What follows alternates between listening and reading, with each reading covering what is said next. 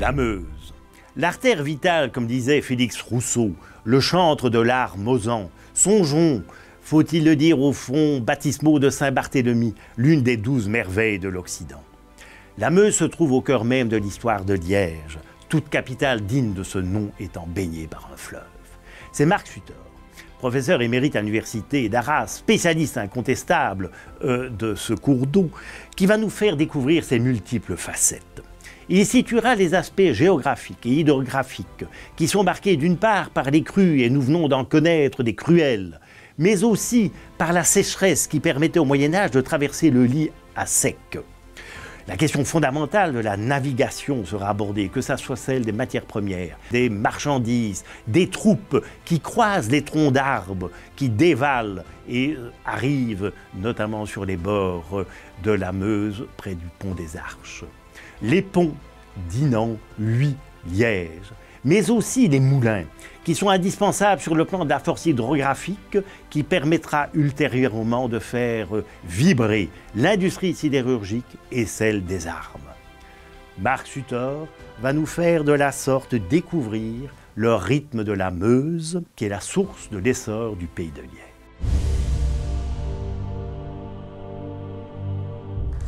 Merci Bruno. Eh bien, monsieur le recteur, chers collègues, cher ami Bruno, mesdames, messieurs, je suis aussi très heureux de prendre ce soir la parole devant un public liégeois pour présenter une partie de mon sujet de recherche.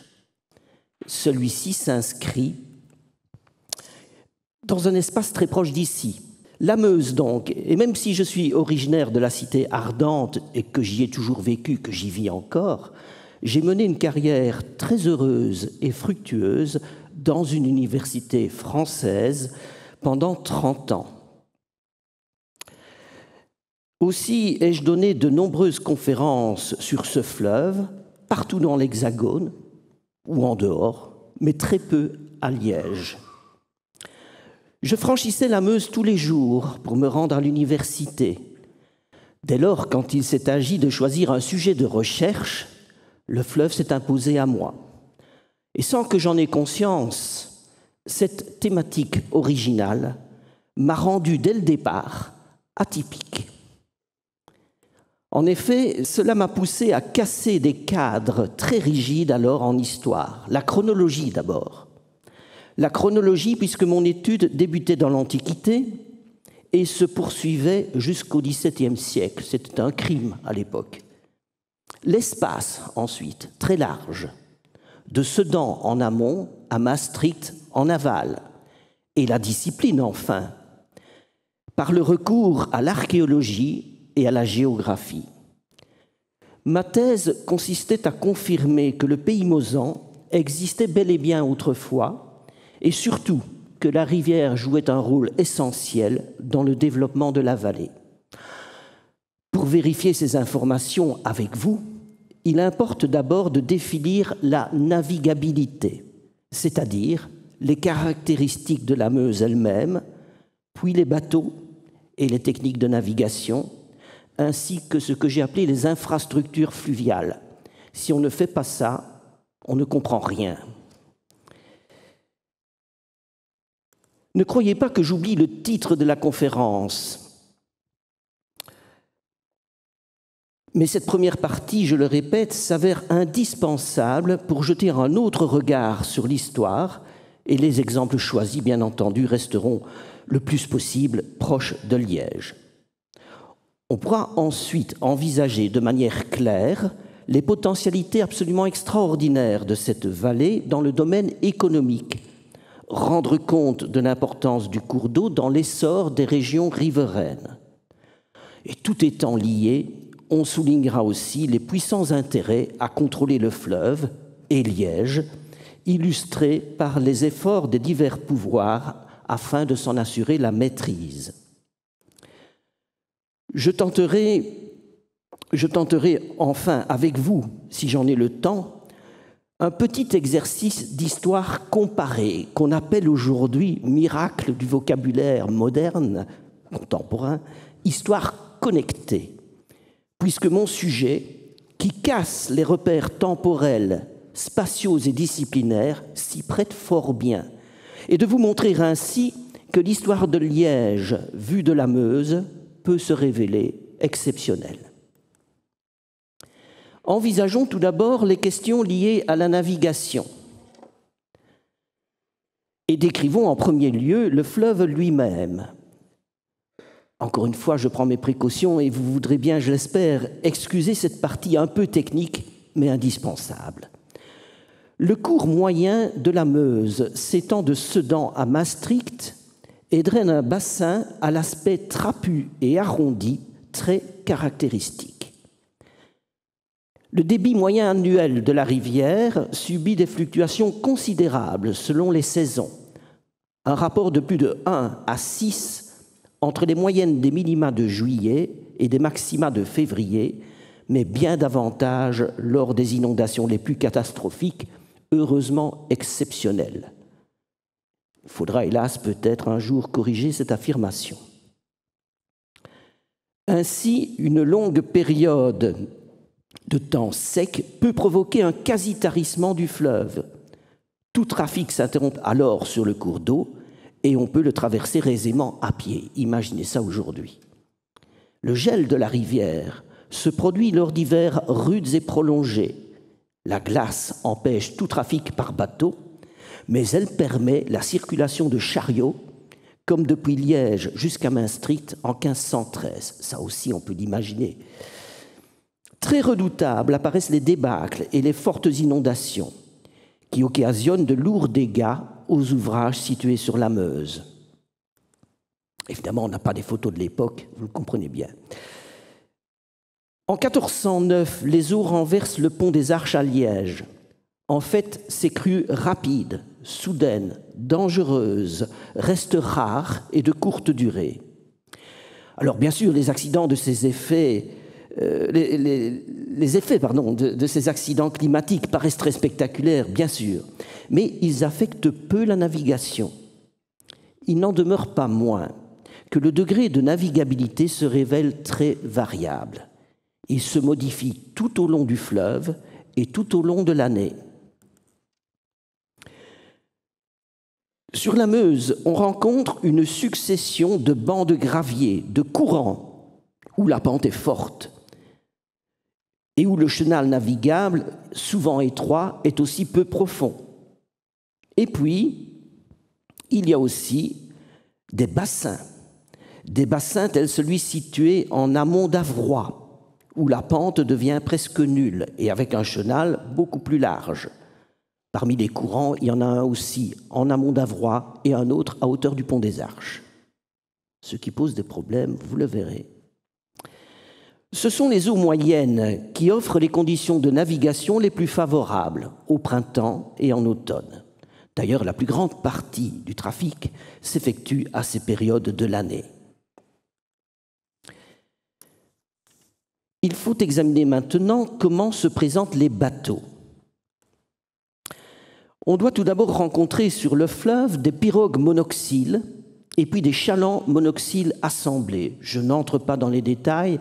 Sachez seulement que pirogues et chalands assemblés sont communs à toutes les rivières d'Europe occidentale à partir de l'Antiquité. Puis on trouve sur la Meuse des bâtiments assemblés à fond plat, au moins dès le début du XVe siècle. De tels bateaux mesurent plus de 30 mètres de long sur 2,70 m de large et contiennent en moyenne entre 65 et 90 tonnes au XVIe siècle, mais ils atteindront au XVIIe et XVIIIe siècle 45 mètres de long, 4,50 m de largeur, 1,80 m de profondeur pour jauger jusqu'à 215 tonnes. Les deux petites caravelles de Colomb en 1492 mesurent 20 mètres de long, 6,50 m de large et 3 mètres de haut, mais pour 60 tonnes de charge seulement. Un bateau mosan peut emporter, je n'ai pas calculé, mais plus de 3 fois la cargaison de la Pinta. Ça paraît fou, mais c'est comme ça. L'architecture de ces bâtiments fluviaux à fond plat s'avère très solide et repose sur un assemblage croisé entre une structure axiale externe et une charpente transversale interne. Le gréement se compose d'un mât unique à l'avant, équipé d'une voile carrée. On rencontre soit un gouvernail rudimentaire, un aviron de poupe, soit une barre de manœuvre droite et un safran rectangulaire ajusté sur un pivot. Alors, ces bateaux comportent des avantages: solidité, simplicité, faible coût, tirant d'eau réduit et aptitude à l'échouage, mais aussi certaines limites, avec des capacités de navigation qui ne sont pas celles évidemment des catamarans, bien sûr. Surtout, ils correspondent parfaitement à la navigabilité offerte par la rivière, ce qui explique la persistance de leurs caractéristiques jusqu'à la fin du XIXe siècle au moins. Quant aux techniques de navigation, elles paraissent très simples. Les bâtiments mosans nécessitent un minimum de 2 ou 3 hommes d'équipage. À la remonte, le halage s'effectue toujours à l'aide de chevaux, et à la descente, on hisse le plus souvent possible la voile. Mais à certaines époques, le débit du fleuve et en certains endroits, l'état de ses abords engendre difficultés ou dangers. On note ainsi le passage délicat sous les ponts, surtout à Liège, où l'ouvrage se trouve à hauteur d'un courant et s'inscrit en plus dans une courbe, et encore de nos jours. À la remonte, l'état du chemin de halage provoque aussi difficultés et dangers. Parfois inexistant, il se trouve le plus souvent encombré ou mal entretenu. Il peut encore se situer sur la berge opposée au chenal navigable. En quelques endroits, le halage change de rive là où n'existe pas de gué, ce qui nécessite le transfert des chevaux par un bac. La traversée de Liège concentre tous ces problèmes. Le halage inexistant à l'amont immédiat de Liège change 2 fois de berge depuis le pont des Arches jusqu'en Avroy. Plus délicat encore s'avère le passage du pont et la remonte jusqu'à l'île, magnifiquement illustré par 2 dessins qui viennent d'être restaurés, croquis réalisés au milieu du XVIe siècle à l'occasion d'un procès. Ce procès oppose 2 métiers liégeois, les merniers et les neveurs, les marchands de bois de charpente et les bateliers, à propos du libre accès au rivage de Surmeuse. Les merniers soutiennent que leur chantier se prolonge jusqu'au fleuve et qu'ils ne sont pas tenus de laisser une voie dégagée le long du cours d'eau. Et les neveurs prétendent qu'il existe à cet endroit un port public pour charger et décharger les marchandises et qu'on doit laisser libre en bord de Meuse une servitude de passage. Les parties épuisent les diverses instances locales et cette affaire aboutit en dernier recours devant la Chambre impériale de Spire. Les merniers perdront cette cause, mais ils continueront à entraver la circulation jusqu'au milieu du XVIIe siècle. Alors, qu'observons-nous sur ces dessins et sur le texte latin qui les accompagne? C'est une véritable BD. On n'aperçoit aucun passage ménagé sous le pont pour le halage, ni aucun chemin le long du rivage, encombré par des pièces de bois. Les bateliers doivent amarrer leur bateau sous une arche, puis les neveurs traversent la ville avec leurs chevaux et se rendent sur l'île, d'où un câble est descendu par une nacelle jusqu'au chaland immobilisé. On y attache les amarres et le halage peut reprendre. Mais, outre la longueur de cet itinéraire, la traction d'un bâtiment sur près de 300 mètres s'avère particulièrement difficile et dangereuse. De manière plus générale, la navigation doit faire face au flottage du bois par train de radeaux. 10 à 12 radeaux formés chacun de 30 à 45 madriers, soit un total de 300 à 540 grumes pour une longueur de 150 à 200 mètres et une largeur de 6 mètres à 7 mètres 50. Cet important trafic provoque un embarras d'autant plus sérieux qu'il se déroule surtout au printemps, époque de la circulation maximale sur la rivière. On rencontre enfin sur le cours d'eau des trains de bateaux composés d'un bâtiment principal suivi de plus petites embarcations. Toutefois, malgré ces inconvénients, le transport fluvial réunit des avantages décisifs sur le transport terrestre, particulièrement pour les pondéreux. En effet, le moindre coût du fret par voie d'eau et la grande supériorité de contenance d'un bateau sur celle d'une charrette paraissent déterminants. Là où un chariot peut emporter au mieux 3 tonnes de marchandises, un bâtiment mosan offre une capacité de charge allant jusqu'à 215 tonnes, soit 70 fois plus. Étudions à présent les diverses infrastructures fluviales, celles qui sont installées sur les rives, les débarcadères, celles qui permettent la traversée du cours d'eau, comme les ponts, et celles qui se trouvent en rivière, tels certains moulins. Les ports représentent une infrastructure importante pour les villes mosanes, bien entendu, et leur localisation résulte de facteurs variés. En ce qui concerne l'hydrographie, on observe que les débarcadères se situent le long du chenal navigable. En outre, le portus, qu'on appelle en roman appelé, du moyen latin ad plictum, appelé, prend place à proximité du noyau urbain primitif. À Liège, on constate un glissement lent et de longue durée du cours d'eau d'ouest en est, qui modifie la localisation des premiers ports. Ceux-ci doivent être établis de part et d'autre du pont construit en 1025-1037 au plus près de la cathédrale, sur le cône de déjection de la Légia.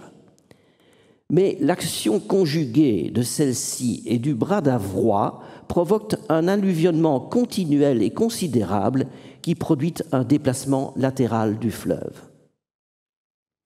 Ensuite, au point de vue économique, le rôle joué par chaque agglomération, comme marché ou comme étape pour telle ou telle marchandise, détermine dès le XIVe siècle la spécialisation de différents appelés. Ainsi, à Liège, on recueille les grumes flottées depuis l'Ardenne à l'amont du pont des Arches, mais on place l'étape du sel à l'aval de l'ouvrage, puisque ce produit vient du delta. Le rivage des Augustins, là où commence le bras d'Avroy, permet le chargement de la houille extraite dans les fosses des environs. Des considérations d'ordre politique peuvent également jouer, comme la proximité du castrum, mais ce n'est pas le cas à Liège. Ce site liégeois s'avère difficile à défendre, car les collines sont trop éloignées du cœur de la cité. Pour cette raison, Notger, c'est Jean-Louis Cuper qui pourrait vous en parler beaucoup mieux que moi, Notger songera à déplacer le chef-lieu du diocèse à Huy. Mais en 985, l'octroi par l'empereur du comté de Huy apportera à l'évêque les ressources suffisantes pour faire construire autour de Liège une première enceinte, une enceinte très vaste pour l'époque. Très approximatif ceci, mais bon, c'est pour donner une idée. L'histoire des agglomérations et l'évolution de l'espace urbain éclairent aussi la localisation de nouveaux ports qui témoignent de l'essor des villes. De manière plus générale, on peut affirmer que l'extension des débarcadères dès le XIe siècle coïncide avec la remarquable expansion du commerce mosan, ce qui provoquera à partir du XIIIe siècle surtout une multiplication des rivages. Il convient encore de souligner les capacités tout à fait remarquables de 3 sites pour l'installation de multiples appelés: Mézières, Namur et Liège. Je m'attarderai aujourd'hui sur le site liégeois, au confluent du fleuve et d'une rivière navigable, l'Ourthe. Ainsi, les premiers ports, La Goffe et Surmeuse, des 2 côtés du pont, Bien entendu, ce sont les premiers, mais on va mentionner, en plus de ceux-ci, on va mentionner dès 1141 le Portus Sancti Jacobi, sur la rive gauche du cours d'eau, à proximité de l'abbaye du même nom. Des appelés fonctionnent le long du bras qui ceint l'île, dès 1331 en La Sauvenière, et de part et d'autre du pont d'Avroy en 1350. On note encore l'existence d'un débarcadère à la Bovry en 1316 et au XVe siècle apparaît le rivage des Augustins en Avroy. À la fin du XVIe siècle, on aménage un port qui prolonge la Goffe jusqu'à la porte Saint-Léonard. Examinons maintenant le rôle joué par ces débarcadères. Leur fonction essentielle consiste à faciliter les échanges, bien entendu. Aussi au XIVe siècle, en raison de l'essor économique, le nombre des appelés s'accroît et leur fonction, leur affectation se précise. C'est que les ports permettent aux princes de contrôler le marché des vivres pour assurer le ravitaillement urbain. Les souverains instaurent à cette fin une étape obligatoire pour les différentes denrées et marchandises en des débarcadères précis. Ainsi, par exemple, au XVIe siècle, le rivage situé en amont du pont se voit réservé au vin. Et c'est aussi à l'appelé que l'on lève une taxe de transit qu'on appelle le ton-lieu, mot qui va donner dans les langues germaniques, en tout cas en allemand, le mot Zoll, ça vient de là, car il s'agit du seul endroit permettant le contrôle de la cargaison et la perception de l'impôt. Il reste à décrire la disposition et l'équipement de ces infrastructures.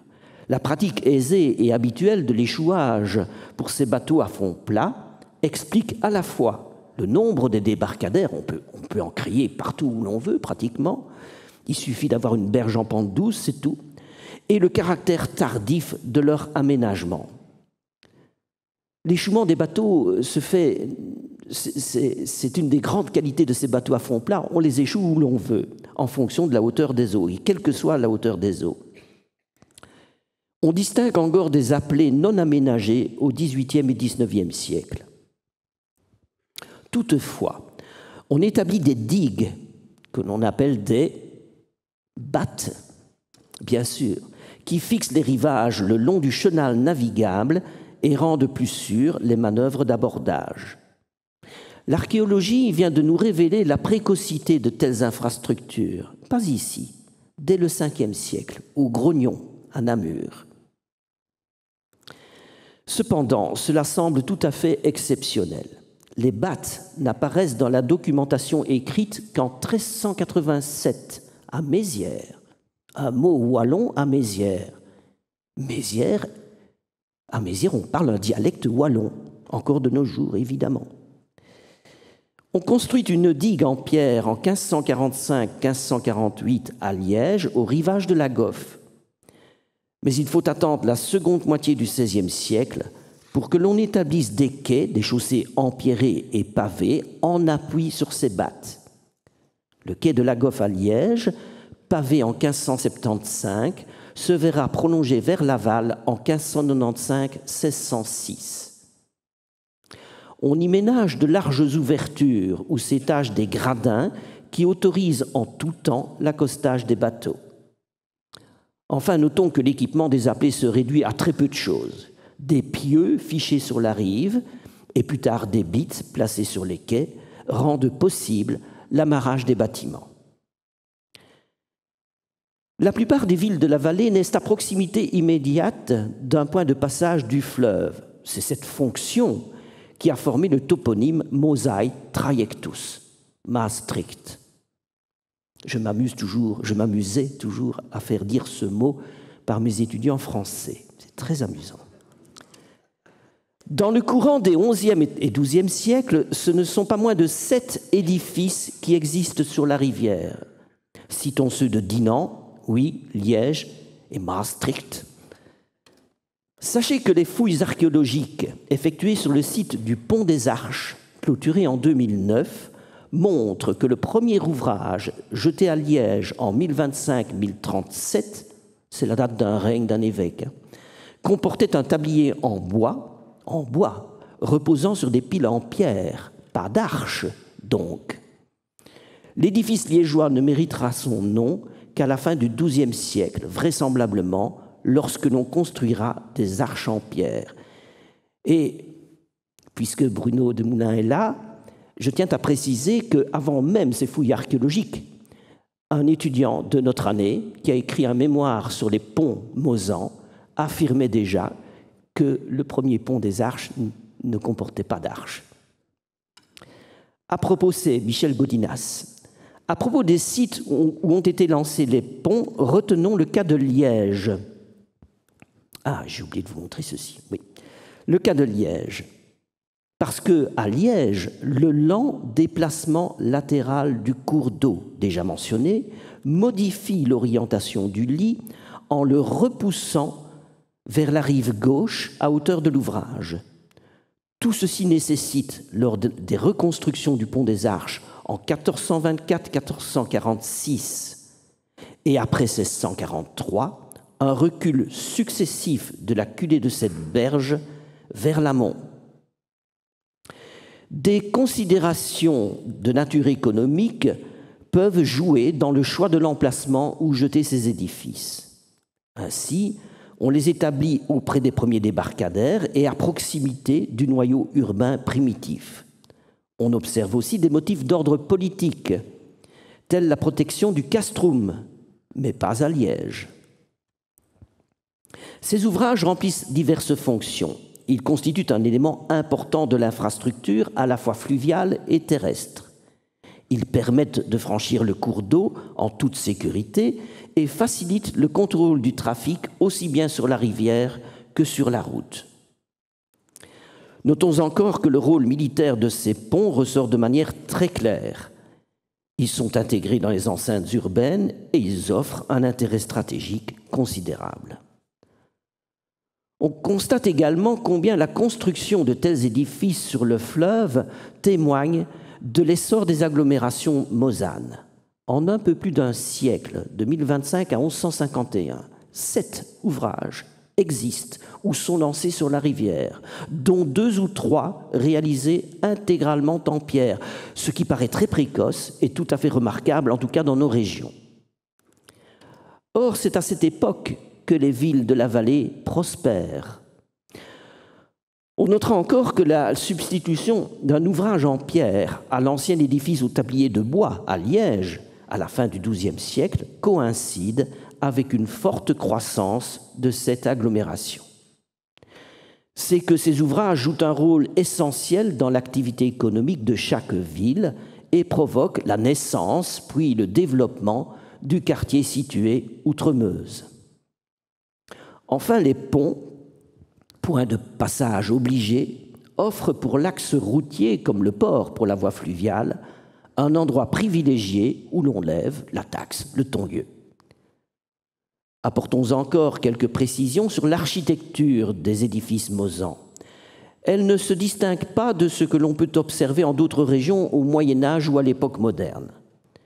Il s'agit d'un type d'ouvrage aux arches élevées, pour mettre le tablier autant que possible à l'abri des inondations et dont le cintre paraît légèrement surbaissé, ce qui permet de diminuer le nombre de piliers.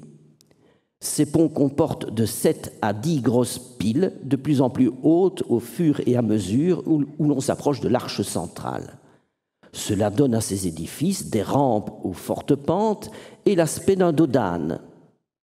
Tous ces ouvrages sont pourvus d'avant-becs en forme de triangle qui servent à rompre le courant et à atténuer l'impact des glaces lors des débâcles. Notons enfin que l'on mentionne des maisons construites sur le pont de Liège dès les XIIIe et XIVe siècles, notées aussi par notre ami Michel Godinas. L'eau procure aussi l'énergie indispensable au développement de l'économie urbaine. Les moulins hydrauliques forment ainsi une infrastructure d'une grande importance. L'expansion de ces équipements dans la vallée se produit au XIIe et surtout au XIIIe siècle. Et puis, ils connaissent un essor extraordinaire au XVIe siècle. Ces moulins sont tous établis sur de petits affluents tels la Légia à Liège, dont la pente plus forte procure davantage de puissance et dont le lit moins large en facilite l'installation. On construit aussi de tels engins sur des rivières au courant puissant, comme l'Ourthe à Liège. D'autres machines sont placées sur des bras du fleuve. Mais on n'établit jamais ces infrastructures sur le cours principal du fleuve. Et dès que j'affirme cela, je dois citer quand même 4 exceptions sur le cours de la Meuse, dont une à Liège et qui est très connue. Quelques très rares moulins sont installés sur de petits canaux de dérivation artificielle, dont le gros engin de l'abbaye de Saint-Jacques à Liège. Les seules roues qui se trouvent sur le cours principal du fleuve, c'est-à-dire en rivière, consistent en des moulins flottants montés sur barque. Il en existe à Liège dès le début du XIVe siècle. Ces engins apparaissent toujours aux mêmes endroits jusqu'au XVIIe siècle. Ils se situent soit entre la Beauvrie et l'abbaye de Beaurepart, c'est le site actuel de l'évêché, donc en amont du pont des Arches, soit à l'aval de cet ouvrage. Le rendement de telles machines à la roue mue par en dessous paraît faible. Elles offrent toutefois un appoint énergétique, car elles ne connaissent quasi pas de chômage technique et elles jouissent d'une grande souplesse d'utilisation, contrairement aux engins fixes. L'affectation et l'équipement de ces moulins semblent très variés. Les activités les plus habituelles, meunerie et brasserie, sont attestées bien sûr en premier lieu. Mais des machines permettent, dès le début du XIIIe siècle, de fouler les draps, et d'autres, à la fin de ce siècle, de broyer les écorces pour obtenir du temps. D'autres encore, au début du XIVe siècle, d'aiguiser des outils, et d'autres, enfin, au XVe siècle, de fabriquer du papier. Toutefois, c'est en relation avec la métallurgie et la sidérurgie que les roues hydrauliques connaîtront un développement extraordinaire. Des moulins actionnent des marteaux d'enclume au XIIIe siècle, et puis des soufflets.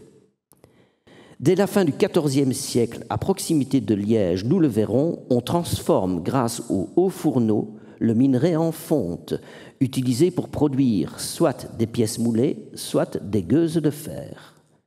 Cependant, la véritable révolution dans cette industrie se produira à partir de 1550, grâce à l'emploi de la houille comme combustible et avec une très précoce mécanisation de l'activité sidérurgique. Ces usines se concentrent dans la région liégeoise, là où se marient houille noire et houille blanche, charbon de terre et force hydraulique. Enfin, à partir du dernier quart du XVIe siècle, on note la multiplication de moulins à poudre aux environs de Liège. La plupart des machines disposent de roues à aubes actionnées par l'eau en dessous. Un petit barrage alimente un bief qui assure pente et débit suffisants pour entraîner les roues. Des vannes permettent de régulariser le débit du canal de dérivation et des mécanismes de régler la hauteur des roues. Ajoutons qu'un seul bief actionne plusieurs roues, dont le diamètre moyen varie entre 4 mètres et 4,50 mètres. C'est énorme. Et il peut atteindre 7,50 mètres à 9 mètres pour une largeur de 1,20 mètre à 1,50 mètre. Quant à l'équipement de ces moulins, on observe que la roue entraîne les axes de transmission et des engrenages qui accélèrent le mouvement rotatif. Celui-ci fait fonctionner les meules ou, transformés par un arbre à cames et puis par des bielles manivelles en mouvement rectiligne alternatif, meut les outils et l'équipement spécifique de chaque unité. Ainsi, des machines peuvent fouler les draps grâce à des pilons fixés sur un arbre à cames. Les tanneurs emploient des engins broyant les écorces, soit à l'aide de 2 meules, avec la pierre supérieure placée sur tranche, soit grâce à un arbre à cames muni de marteaux. Les roues des moulins à papier entraînent des pilons qui écrasent les chiffons et les réduisent en pâte. Dans la métallurgie, les fourneaux atteignent 3 à 5 mètres de hauteur à la fin du XIVe siècle. Ils produisent des loupes de fer de 100 à 300 kilos. Surtout, Ces machines actionnent des souffleries de plus en plus puissantes qui permettent bientôt de dépasser 1536 degrés, soit la température de fusion du fer. Le haut fourneau est né, dont la coulée contient peu de scories mais trop de carbone. Ce n'est pas du fer mais de la fonte. Et ce métal s'avère cassant et ne peut être martelé. De très récentes recherches archéologiques montrent que l'on produit de la fonte dès la première moitié du XIVe siècle en Allemagne et en Lorraine, et puis au milieu du siècle dans l'Entre-Sambre et Meuse. Mais de la fonte, mais pour fabriquer du fer, il faut réchauffer la gueuse de fonte dans une forge d'affinage et la décarburer. Il s'agit donc d'une méthode indirecte, et c'est le procédé wallon mis au point dans la région de Liège à la fin du XIVe siècle. Il consiste à brûler le carbone et les impuretés par une flamme oxydante obtenue grâce à des soufflets. Puis des martinets viennent cingler les loupes de fer placées sur l'enclume pour leur conférer dureté et homogénéité. C'est surtout aux environs de Liège que cette industrie se développera dans la seconde moitié du XVIe siècle grâce à l'utilisation de la houille comme combustible. Dans un haut fourneau, on produit jusqu'à 5 tonnes de fer par jour. Ça nous fait sourire aujourd'hui, mais pour l'époque, c'est énorme. Puis, la platinerie transforme le métal en bande grâce à un marteau de 80 à 120 kg qui frappe à raison de 60 à 80 coups à la minute. Le laminoir réduit l'épaisseur des barres de fer, ramollies à la chaleur, entre 2 cylindres tournant en sens inverse pour en faire des tôles. La fendrie produit des vergettes de fer à l'aide de 2 cylindres, dont l'un, armé de couteaux, découpe la tôle. Et à partir de ces vergettes, la tréfilerie confectionne du fil de fer et la clouterie façonne des clous. Ces machines se complètent donc et le plus souvent sont associées au sein d'une même usine comportant plusieurs roues. Enfin, on constate que ces engins offrent certes quelques inconvénients, mais beaucoup plus d'avantages. D'un côté, du côté des inconvénients, le rendement qui paraît très faible, qui nous fait sourire aussi. Les pertes d'énergie sont de l'ordre de 80%. Alors, un plus grand nombre d'aubes permet bien d'augmenter la rentabilité, mais il reste limité car proportionnel au diamètre de la roue, qui sont déjà imposantes. Aussi multiplie-t-on plus souvent et plus aisément ces dernières. Mais ces machines comportent beaucoup d'avantages et la richesse du réseau hydrographique mosan, tout particulièrement à Liège, facilite l'installation de multitudes d'unités sur de multiples affluents, divisés très tôt en de nombreux bras naturels ou artificiels. Cette densité s'avère tout à fait exceptionnelle à Liège, où l'on compte, rien que sur l'Ourthe, en 5 km, une bonne trentaine de moulins qui comprennent pour la plupart plusieurs roues. Cela permet d'offrir presque en permanence et à volonté une énergie puissante pour tous les métiers dont les activités nécessitent l'usage de l'eau. Une fois ce socle technique établi, je sais que ce fut long, mais vous allez voir que toutes les pièces vont commencer à s'imbriquer les unes dans les autres, il faut d'abord préciser le rôle joué par le fleuve dans le développement économique du pays mosan grâce à un inventaire des ressources, et puis en soulignant la dynamique du cours d'eau en ce domaine. On note l'existence de minerais tels le fer de part et d'autre de Namur dès l'époque romaine. À partir des XIIIe et XIVe siècles, on observe une multiplication des usines à fer. Puis au XVe et XVIe siècle, on entreprend de nouvelles prospections entre Liège et Huy, en même temps qu'augmentent sans cesse les besoins en produits ferreux. À partir d'une estimation réalisée en 1562, on considère que la production annuelle de fer dans la vallée doit avoisiner les 2000 tonnes, ce qui paraît tout à fait considérable pour cette époque. Il existe aussi de nombreuses minières de plomb tout près du fleuve, dès le Xe ou le XIe siècle. Ensuite, à partir du début du XIIIe siècle, la découverte de plusieurs gisements plombifères coïncide avec une demande accrue de plomb. Ces minières composent un bassin qui s'étend de Namur à Liège, à proximité immédiate de la rivière. Au 1er siècle de notre ère, on exploite un gisement de calamine ou carbonate de zinc situé dans la région Mosane. Or, le zinc entre pour un tiers dans la composition du laiton, en alliage avec le cuivre. Mais jusqu'au XIXe siècle, le procédé donique est liégeois, on ne parvient pas à extraire le zinc pur du minerai.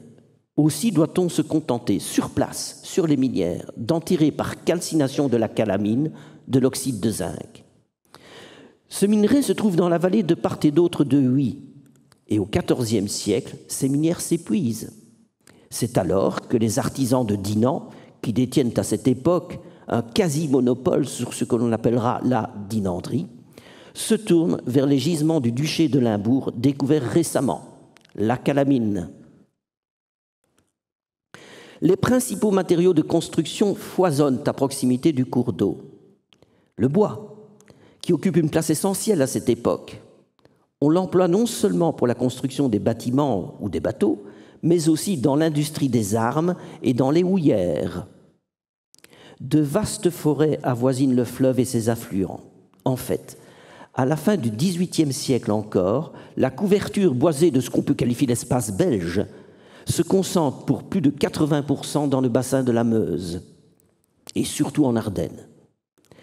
La vallée comprend plusieurs sites d'extraction de la pierre. Certains d'entre eux semblent exploités dès l'époque romaine, les rochers calcaires proches de Namur et le tuffeau en amont de Maastricht. L'emploi de ces pierres ne se limite pas à la construction. On les utilise aussi pour fabriquer des projectiles, des boulets, façonner des meules ou encore pour produire de la chaux par calcination du tuffeau qui entre dans la composition du mortier. Figurez-vous que les cimenteries d'Alembé se trouvent toujours au même endroit. Parmi les matériaux, il faut également mentionner l'ardoise pour la couverture des toits.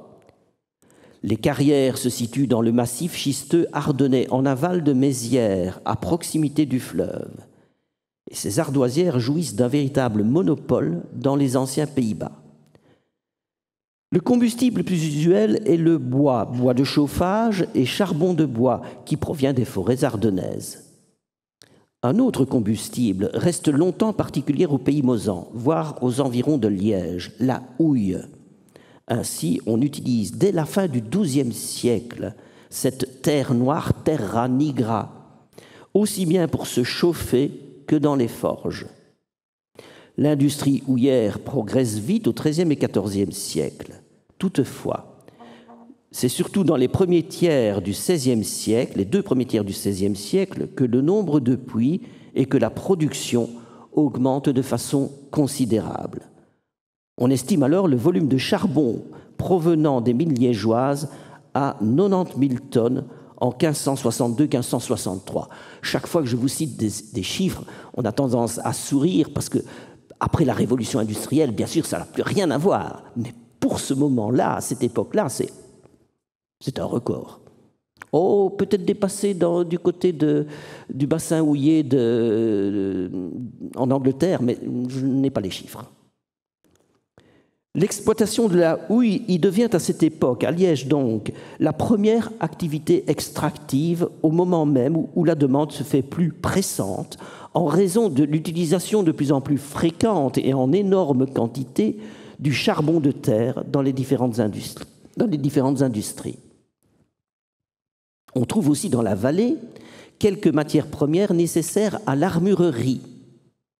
La production d'artillerie à poudre et d'armes à feu portatives, apparue au XIVe siècle, connaît très tôt une extension remarquable dans un pays d'ancienne tradition métallurgique. Ce n'est pas illogique non plus. À partir du XVe siècle, on fabrique de la poudre noire à Liège. Celle-ci se compose de 5% de charbon de bois, 70% de salpêtre, 25% de soufre. Et ces 2 substances pyrotechniques proviennent de marchés lointains, notamment l'Italie.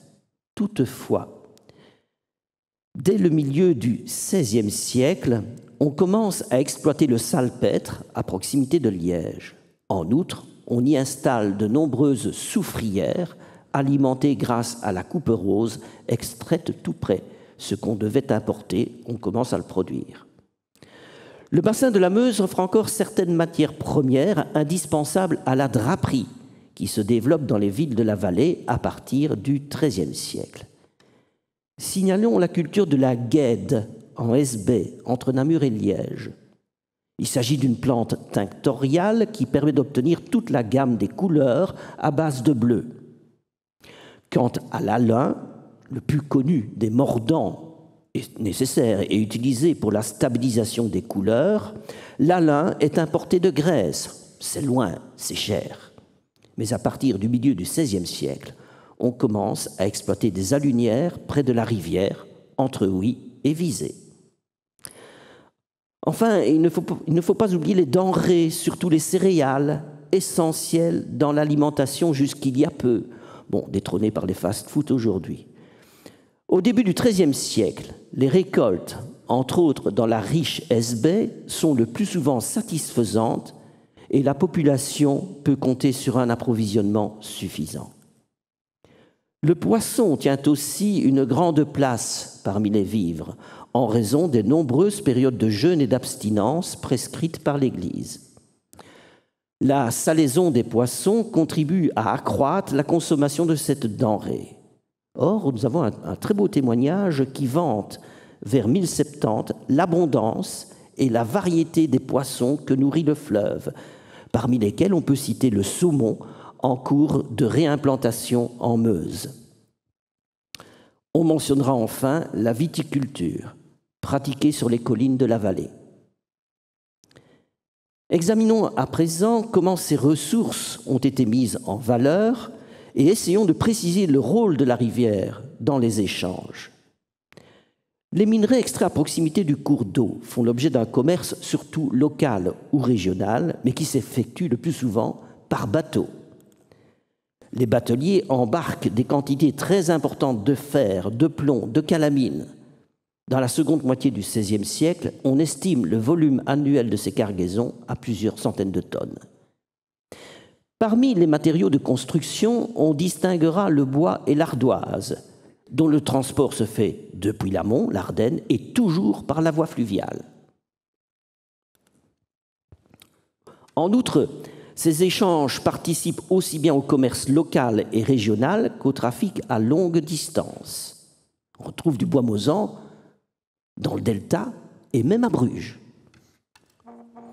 En outre, en ce qui concerne le bois de construction, je vous le rappelle, je l'ai mentionné tout à l'heure à propos des techniques de navigation, on utilise le flottage. Le volume de ces échanges devient particulièrement intense au XVIe siècle lorsque les chantiers navals hollandais construisent la flotte commerciale la plus puissante d'Europe.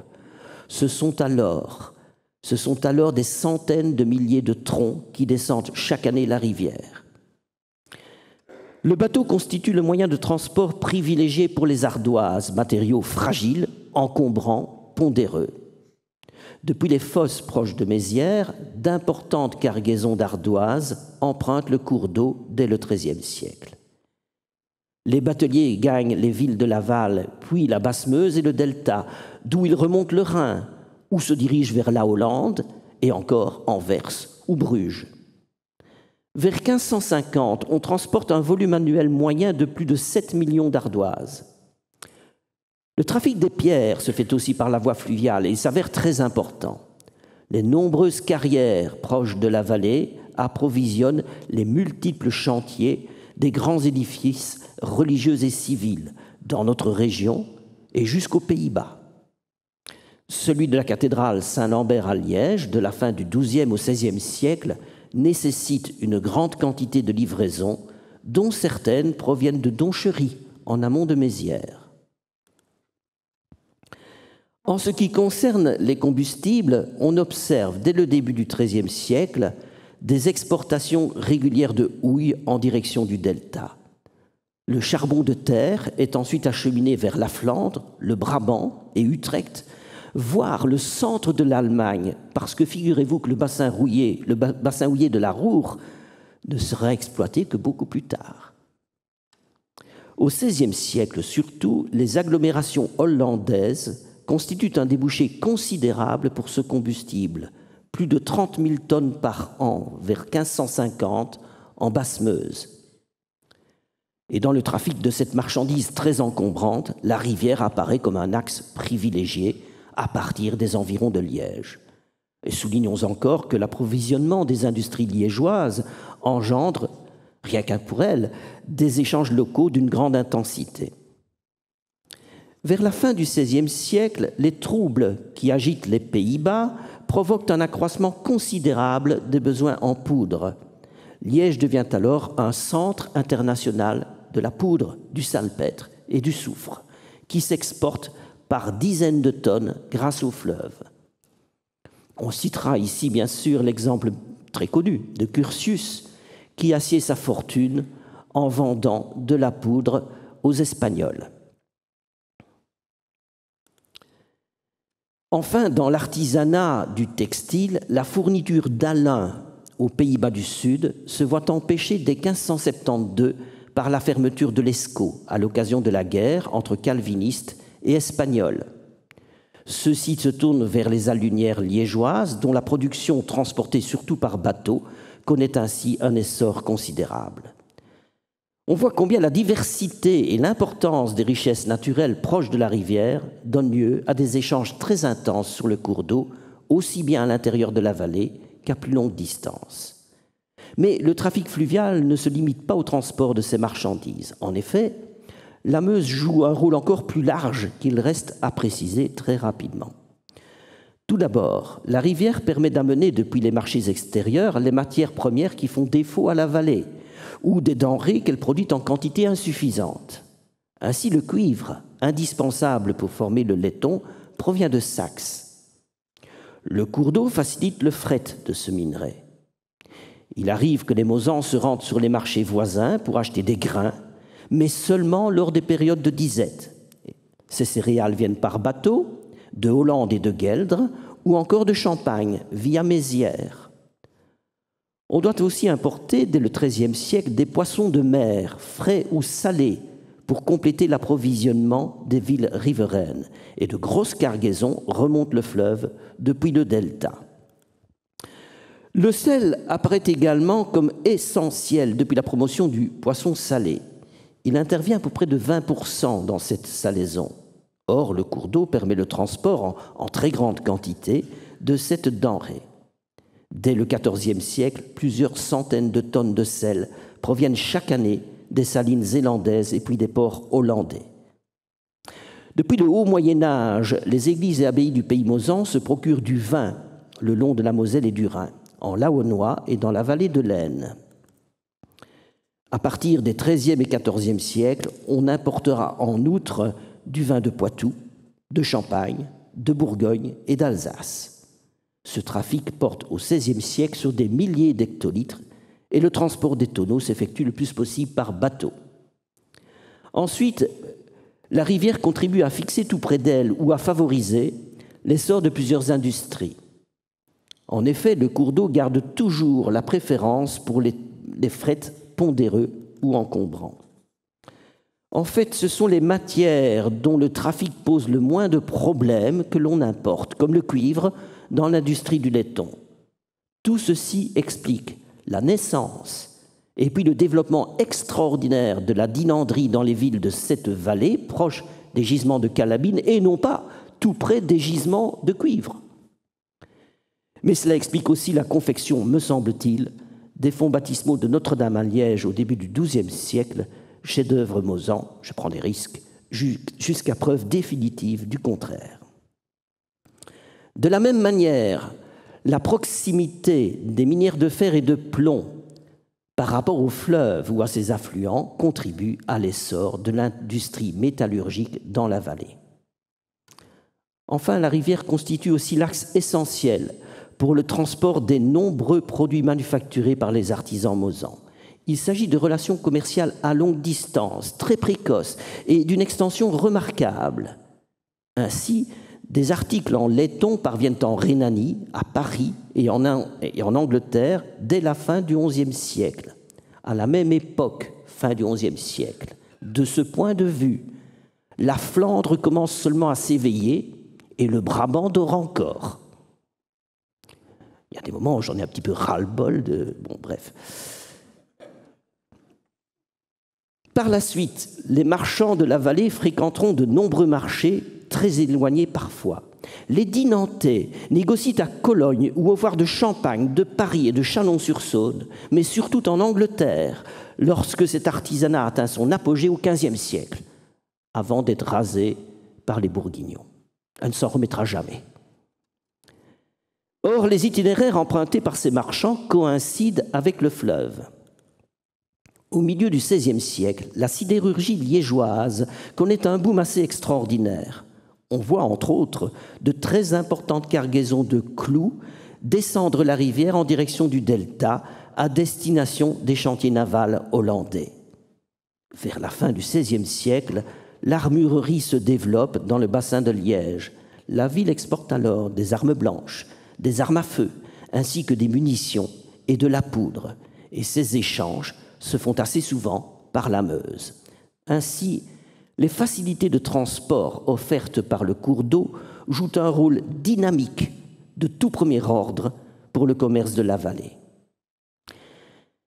Très rapidement maintenant, l'importance économique du fleuve se double d'enjeux politiques et stratégiques.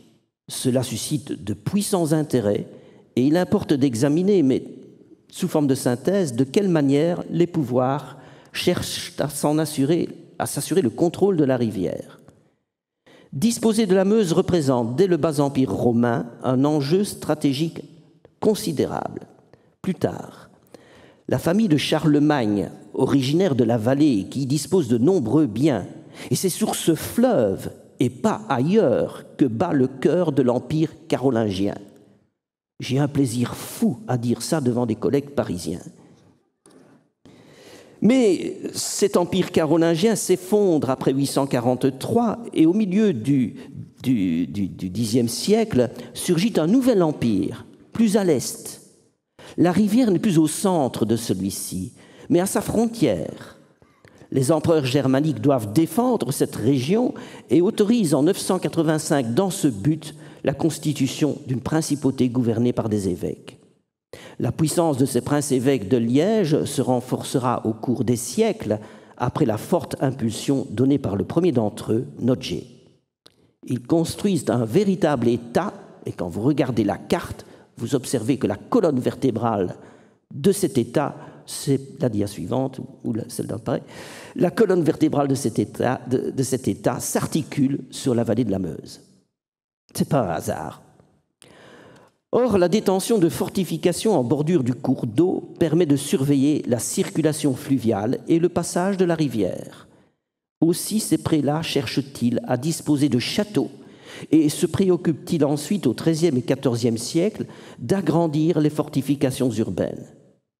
Mais au XVe siècle, le pays de Liège se voit cerné par un ensemble politique beaucoup plus vaste, les Pays-Bas bourguignons puis espagnols.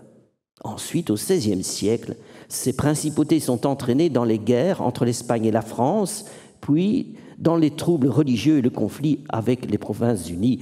Là, je devrais céder la parole à Bruno Demoulin, bien sûr. Tout cela contribue à accroître sans cesse l'importance stratégique des places mosanes. On peut encore aller plus loin, j'aimerais oser, en pratiquant ce qu'on nomme aujourd'hui l'histoire connectée. En effet, ce nouvel angle d'analyse que je viens de vous proposer casse déjà quelques cadres dont les contours imperméables empêchaient d'aborder des points de vue originaux. Partir du fleuve permet de mettre en relief, en 3D, le rôle de Liège dans notre histoire. Mais la conviction de la richesse potentielle offerte par cette autre manière d'expliquer le passé m'a encouragé à pousser plus loin cette enquête dans ma dissertation d'habilitation. J'ai décidé de casser encore le cadre géographique et d'élargir l'espace analysé à l'ensemble des cours d'eau situés entre les Pyrénées et le Rhin. Je ne vais pas vous infliger ça, hein, rassurez-vous. Bien entendu, il faut tout d'abord déterminer ce qui est comparable pour savoir quels espaces on peut connecter. Mais une fois ces définitions posées, on ouvre aux comparaisons une bonne partie des fleuves et rivières de la plaine du nord-ouest et du nord de l'Europe. Cela mène à observer que la Meuse, la Seine et le Rhin se classent en tête de tous ces cours d'eau en ce qui concerne la navigabilité. Cocorico. Parmi de nombreuses observations, on note avec intérêt que l'on trouve aussi des moulins sur barque à Paris sur la Seine, ou sur le Rhin à Cologne, ou sur la Garonne à Toulouse. D'un autre côté, si l'on peut établir d'innombrables roues hydrauliques aux abords de la Meuse, ce n'est pas le cas pour les rivières de plaine, comme l'Escaut à Tournai, où la navigation et les moulins ne peuvent fonctionner en même temps. Cassons encore davantage le cadre chronologique cette fois, en poursuivant cette étude jusqu'au présent, de manière très brève. Toujours au milieu du XIXe siècle, l'eau se trouve omniprésente à Liège. La cité s'étend pour ainsi dire à cheval sur le delta formé par le confluent Meuse-Ourthe. De multiples bras s'y ramifient, s'y entrecroisent. Pendant quelques siècles, ce site procure des avantages non négligeables, tels la possibilité de développer de nombreuses activités en relation avec l'utilisation de l'eau. Tannerie, usine à poudre, atelier métallurgique et sidérurgique qui fonctionnent grâce à des moulins. Vous voyez que tout est en train de s'imbriquer. Mais cette situation entraîne aussi des désagréments considérables. Tout d'abord, elle prédispose la plus grande partie de la ville aux dégâts des inondations. Ainsi, les débâcles endommagent régulièrement les digues qui protègent quelque peu la Bovry, Outremeuse ou l'Isle. Ensuite, l'existence de ces entrelacs contribue à entretenir dans certains quartiers une insalubrité endémique. Enfin et surtout, une telle situation entrave la navigation, ce à quoi il faut ajouter l'état déplorable des ports. En outre, un seul ouvrage permet le franchissement du fleuve, le pont des Arches, au tablier étroit, en dos d'âne, avec une forte pente, ce qui ne facilite guère la circulation. Pour résoudre ces problèmes, les ingénieurs du département de l'Ourthe avaient proposé dès 1812-1813 d'entreprendre de très importants travaux. Il faudra attendre longtemps. Un projet élaboré entre 1837 et 1847 poursuit deux objectifs majeurs: prémunir la ville contre les plus grandes inondations et améliorer la navigation. Les travaux commencent en 1853. C'est encore plus lent que le tram. Afin d'atteindre le premier but, on prévoit de donner à la Meuse une direction uniforme par la suppression des courbes trop fortes et d'encaisser les eaux dans une section suffisante en élevant les berges. On élimine ainsi les deux coudes d'Avroy et de Bêche et l'on rectifie le cours du fleuve qui dessine désormais une courbe douce d'une largeur de 120 mètres entre la chapelle de Paradis et le pont de la Bovry. On perce ensuite une dérivation de la Meuse depuis le fourchu fossé jusqu'au Londeau, et où elle rejoint le cours de l'Ourthe approfondi et élargi. D'Amercœur au Barboux, on crée un nouveau lit pour cette rivière, un lit large de 50 à 60 mètres. Enfin, on redresse le tracé du fleuve jusqu'à la passe de Jupy. Cette phase de travaux se termine en 1863. Tout ceci contribue déjà à l'amélioration de la navigation. Mais l'on cherche aussi à constituer des plans d'eau uniformes. À cette fin, on établit 3 barrages dans la traversée de la ville. Le premier à la fonderie de Canon, le deuxième près d'Avroy, le troisième à l'origine de la dérivation. Ces infrastructures sont réalisées dès 1857. Toutefois, l'inondation calamiteuse de 1925-1926 vient illustrer les points faibles du système, surtout les barrages urbains qui seront supprimés. Avec 2 barrages, mais beaucoup plus éloignés, Ivoramé d'un côté, Montsaint de l'autre. Il faut ajouter à tout ceci les modifications considérables apportées au cours de l'Ourthe à hauteur d'Angleur et de Grivenier, exécutées de 1902 à 1905 à l'occasion de l'exposition universelle de Liège. On pourrait reprendre ces points l'un après l'autre pour tenter d'expliquer la catastrophe que nous avons connue en juillet 2021. D'autres travaux sont entrepris au XIXe siècle pour assainir les quartiers traversés par de nombreux bras d'eau et y faciliter la circulation.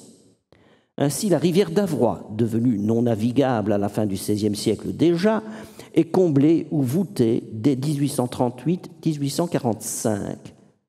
De la même manière, on supprime les multiples biefs en Outre-Meuse entre 1863 et 1874. Enfin, il faut noter que les quais de la berge gauche sont restaurés et que l'on en établit aussi sur la rive droite.